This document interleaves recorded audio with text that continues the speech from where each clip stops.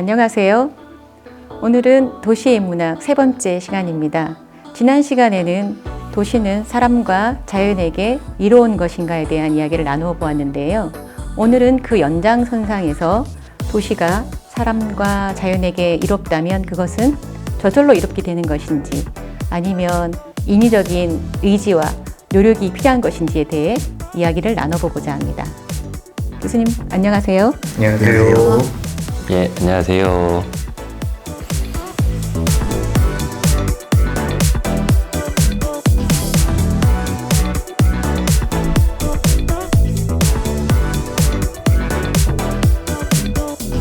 도시가 이로움을 준다라는 얘기를 지난주에 얘기를 했는데, 이게 그냥 개인적으로 이제 살아가다 보면 얻어지는 것인지, 이 사람들이 의식을 갖고 의지를 갖고 노력을 해야만 얻어지는지 이제 그 부분을 말씀을 드릴 건데요. 일단 두 도시를 비교하면서 설명을 한번 드릴게요. 지금 왼쪽 사진이 멕시코시티고 오른쪽에 이제 서울의 모습인데, 좀 자세히 보면 먼저 이 두 도시가 인구가 증가한 숫자를 보면 거의 비슷합니다.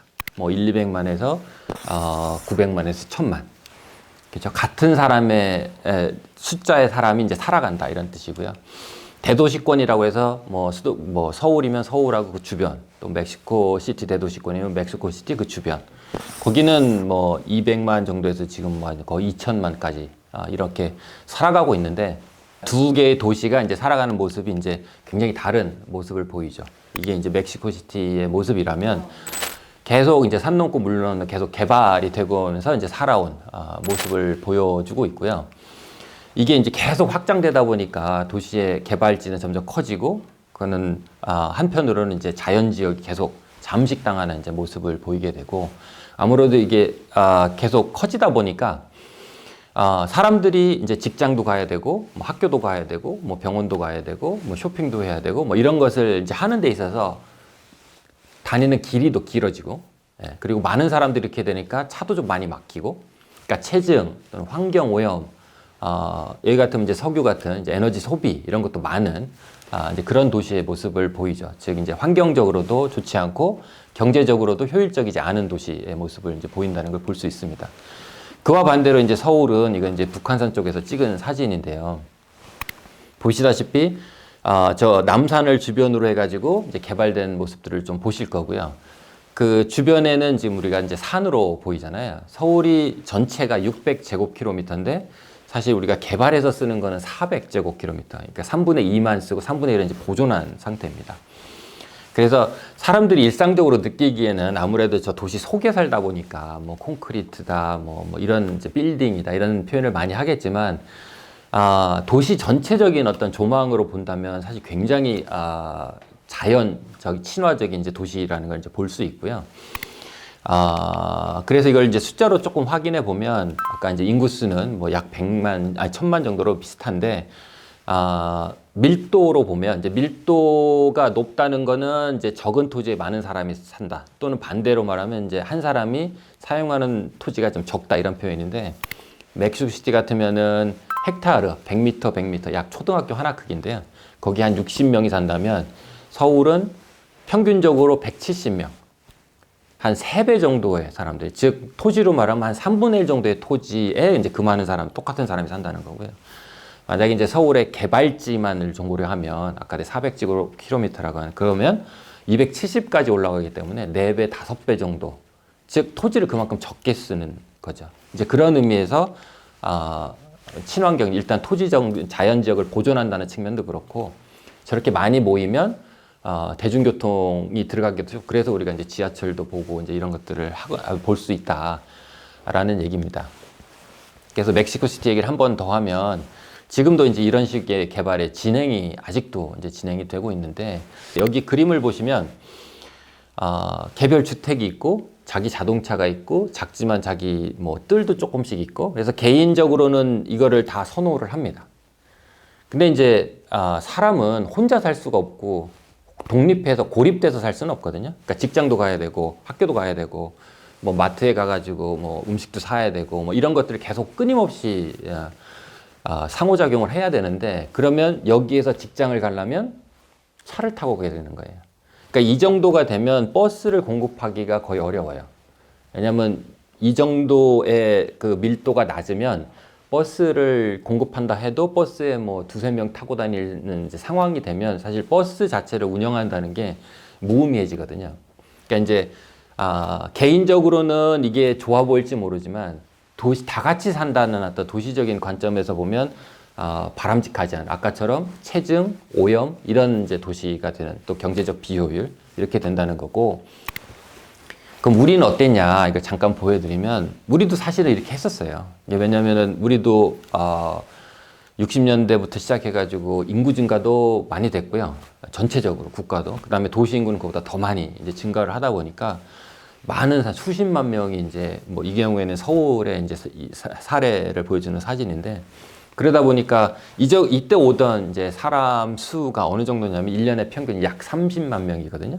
그게 이제 그 당시 기준으로 전라도 광주의 인구수만큼 또는 일산 신시가지 그 계획 인구가 27만인데 그 정도의 인구 그러니까 오는 거니까 좀 바꿔 말하면 인구수 기준으로 보면 서울 같은 경우면 매년 일산 신시가지 같은 거를 매년 30년 동안 매년 만들어야만 이제 사람이 살 수 있는 정도 그 정도 규모라는 거예요.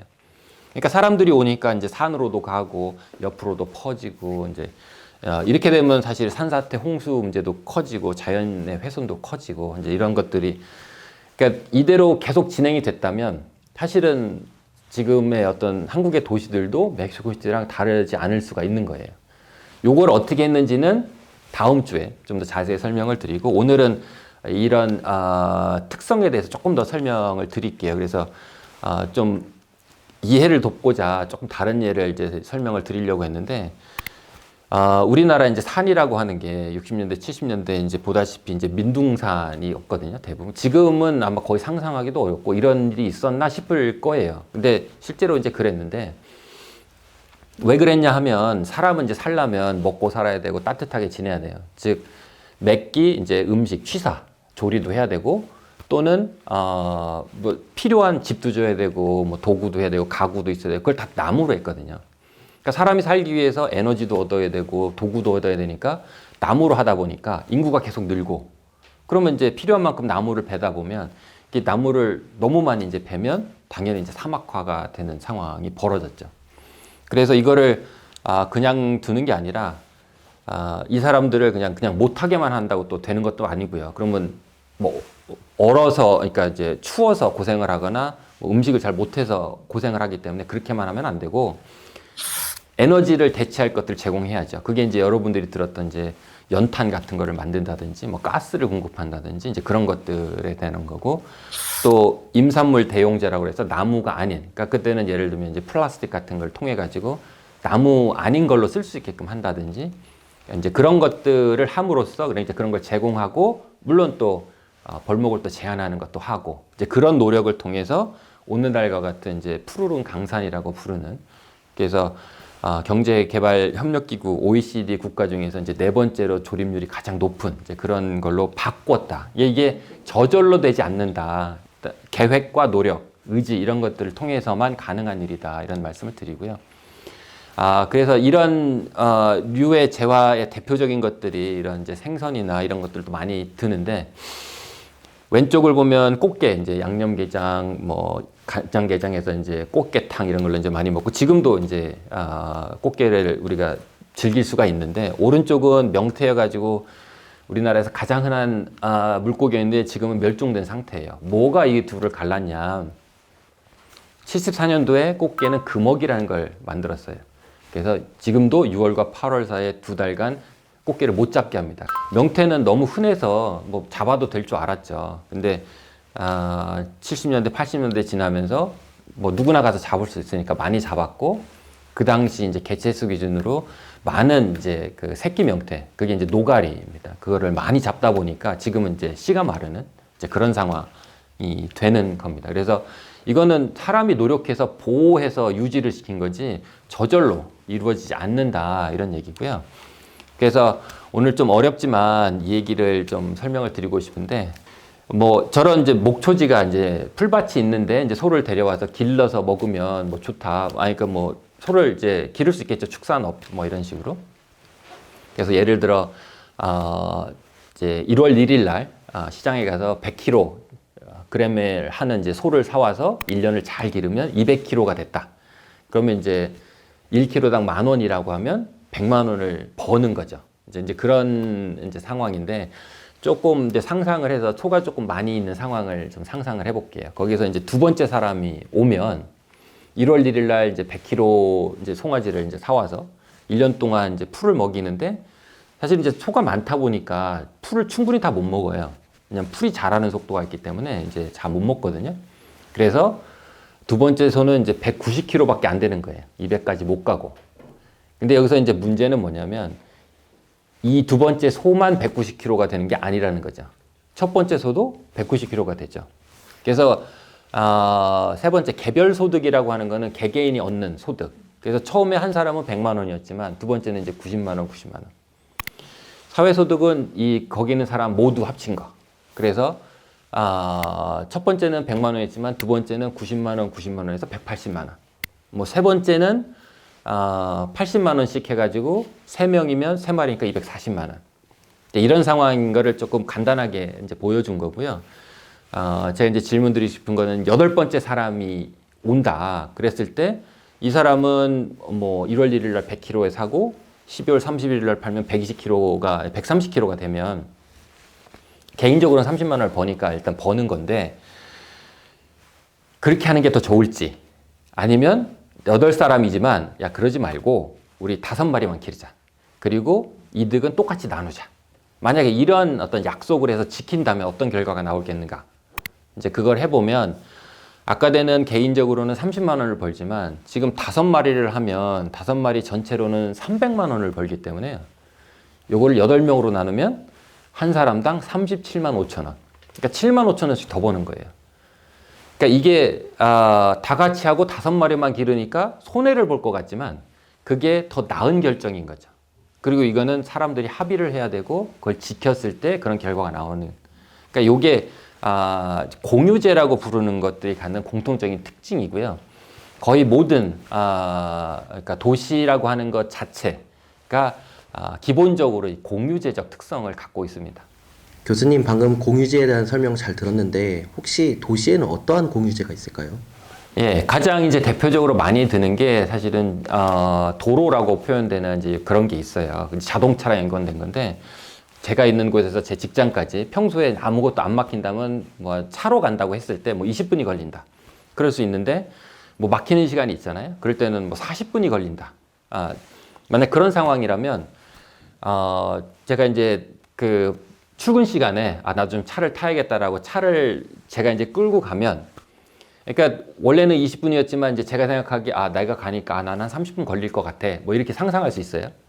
근데 이 구간을 똑같이 많은 사람이 간다고 할 때 1000명이든 이렇게 간다고 가정을 하면 저만 30분이 되냐라는 거예요. 이 1000명이 다 30분이 되는 거예요. 나만 그런 게 아니라. 이런 걸 외부 효과라고 하거든요. 그런 게 있는 게 공유제예요. 그렇기 때문에 자동차 같은 것 그리고 도로의 공급 같은 것들이 이런 걸 고려를 해서 이제 공급하는 또 이제 그렇게 만드는 이제 그런 일들을 한다는 말씀을 드리고요. 그래서 이 표가 보여주는 게 뭐냐면 이제 그 X축의 도시화율 해가지고 얼마나 많은 사람들이 도시에 이렇게 모여 사는가. 그래서 뭐 20%, 40%, 60% 이렇게 많이 모여 산다는 뜻이고요. 이제 왼쪽은 이제 GDP로 표현되는 경제 수준인데 특징이 뭐냐면 왼쪽은 도시화율이 낮으면 다 고만고만하게 다 그렇게 잘 살지는 못해요. 근데 오른쪽은 도시화율이 높아지면 기본적으로 평균적으로는 좋아지는데 보시면 굉장히 잘 되는 데도 있지만 잘 안 되는 데는 뭐 도시화율 낮은 데랑 별 차이가 없는 데도 있어요. 이게 무슨 차이냐면 단순히 사람이 많이 모이는 것. 일단 모이면 좋기는 하지만 그것만으로 도시가 주는 사람과 자연에 대한 이득을 충분히 누리기는 어렵고 도시를 잘 만들었을 때만 우리가 그걸 누릴 수 있다. 예, 그런 특징이 있다는 거고 다음 주에는 그럼 이걸 어떻게 잘 만드는지 몇 가지 이야기를 진행하도록 하겠습니다. 네, 벌써 마무리할 시간이 되었는데요. 도시가 사람과 자연에게 이롭다라고 하는 측면은 어쩌면은 시민들이 서로가 좀 아끼고 또 서로 이해하고 하는 그런 공공의 노력이 좀 필요한 것이 아닌가라는 생각을 하게 되네요. 여러분 어떠셨어요? 저 또한 도시와 도시계획에 관해서 새로운 관점으로 배울 수 있었던 계기가 되었던 것 같습니다. 교수님, 아까 서울과 멕시코시티의 도시 사진의 차이를 보고 압축성장이 굉장히 중요하다는 것이 느껴졌는데요. 압축성장이라 하면 아파트나 고층 빌딩을 많이 짓는 것을 얘기하는 것일까요? 예, 많이들 그렇게 뭐 질문도 하시고 오해도 하시는 게 있는데요. 밀도라는 게 꼭 층고나 높이하고 똑같진 않아요. 그러니까 뭐 조금 다른 예를 들면 뭐 파리라든지 이런 데 아실 거예요. 이제 뭐 에펠탑이 있는 주변이 뭐 한 5층 정도로 돼 있고, 그래도 밀도나 이런 것들이 결코 이제 서울보다 낮지 않게끔 만들어지거든요. 그러니까 꼭 높아야만 되는 건 아니고요. 높이랑 많은 변수들을 같이 고려해서 만들기 때문에 필요에 따라서 그건 이제 도시의 이제 형태를 구체적으로 어떻게 만드냐는데 좀 낮으면서도 할 수도 있고 높이면서도 할 수도 있고 근데 요즘은 뭐 꼭 높은 게 좋지는 않기 때문에 그렇지 않은 다른 방법들도 많이 탐구하고 있는 단계입니다. 저는 개인적으로 개인의 자유와 개인의 자유가 다수의 불편을 초래할 수 있다는 그 말이 굉장히 인상적이었고요. 결국에 다음 시간에 말씀해 주신다고 했는데 도시라는 것이 결국엔 어떻게 모이는가가 굉장히 큰 주제라고 생각합니다.